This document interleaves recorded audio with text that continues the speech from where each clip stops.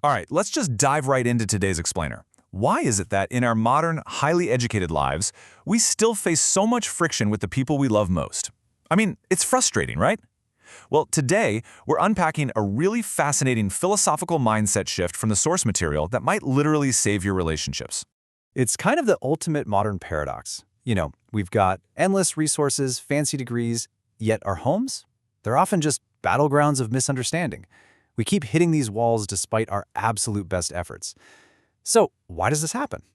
Well, it turns out our basic operational blueprint for living might just be fundamentally flawed from the ground up. Think about it historically for a second. Centuries ago, like during the Joseon era in Korea, education was completely locked behind these strict walls of class and gender. Most people simply couldn't access it, right?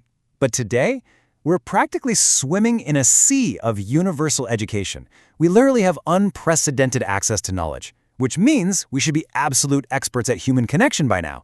And yet, we're still struggling. And that brings us to the root of the problem. When we commit to a partner, we love to say, "I'm doing this for you." But honestly, the harsh reality is that a lot of our well-intentioned relationships are just masking some deep-seated selfishness. We secretly just want our partners to fit neatly into our prepackaged lives, to fulfill our own desires. So let's move on to Section 1, Doing versus Dosa, the philosophical shift. What's really interesting here is how the text diagnoses our modern mindset by splitting humanity into two very different types of people. Figuring out which one you are is the first massive step toward fixing the friction in your life. First up, we have the doin. A doin is essentially an enlightened person. They've gathered all this vast knowledge, but crucially, they use it to live for others. They apply their understanding for the public good. This is what we're all supposed to be evolving into. But here's where we kind of went off the rails. Instead of becoming dovlans, a lot of us have turned into dosas. Now, a dosa is incredibly smart, but they live entirely for their own private gain. We take our degrees, our skills, actually scratch that. We take our entire intellect, and we just use it selfishly. We have the brain power of a dovlan, but the motives of, well, a very selfish roommate.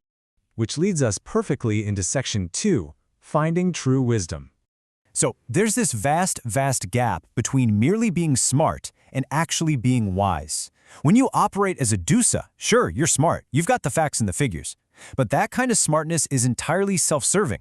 It just leads to you forcing your will onto others, causing all sorts of friction, and honestly, it provides zero real answers to our human problems. Wisdom, on the other hand, only kicks in when you decide to serve others. Smartness hits a dead end, but wisdom, that actually finds the path forward.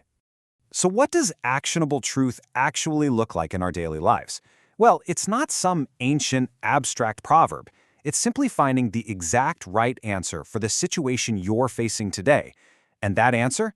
It's only unlocked when we genuinely look outward. The very second you shift your focus from what's best for me to how can I serve this person or this society, that's when the right path just presents itself. All right, let's jump into Section 3, the secret to marriage. Let's bring this powerful philosophy down to earth and apply it to one of our most intimate bonds, right? Marriage. How do we actually transition from a self-serving dosa to an outward-looking doin in our own homes? Through absolute consultation. It's a simple three-step process. Step 1, always ask your partner first before making a decision. Step 2, genuinely listen to their preference. If they say no, you drop it, period. Step 3, act only based on shared agreement. That is the literal definition of living for them. The reverse of this is incredibly destructive. Forcing your ideas on your family just because you think you're right, that means you're operating as a dosa. You're basically treating your partner like a subordinate. And even with the absolute best intentions in the world, bulldozing ahead without checking in, it breeds resentment, and it will eventually shatter that family foundation. Moving right along to Section 4, The Parenting Blueprint. This exact same principle applies directly to kids too. If you've ever wondered why teenagers drift away, this developmental roadmap explains it perfectly. It's all based on their growing capacity for independent thought. So, from ages 0 to 7, you don't consult, you just guide and protect them. But from 7 to 14, they start thinking for themselves. So that requires about 30% consultation. 14 to 21, you absolutely must shift to 70% consultation. And after 21, you switch to 100% listening. Try commanding a 22-year-old like they're a toddler, and there is no way around it. They are going to run.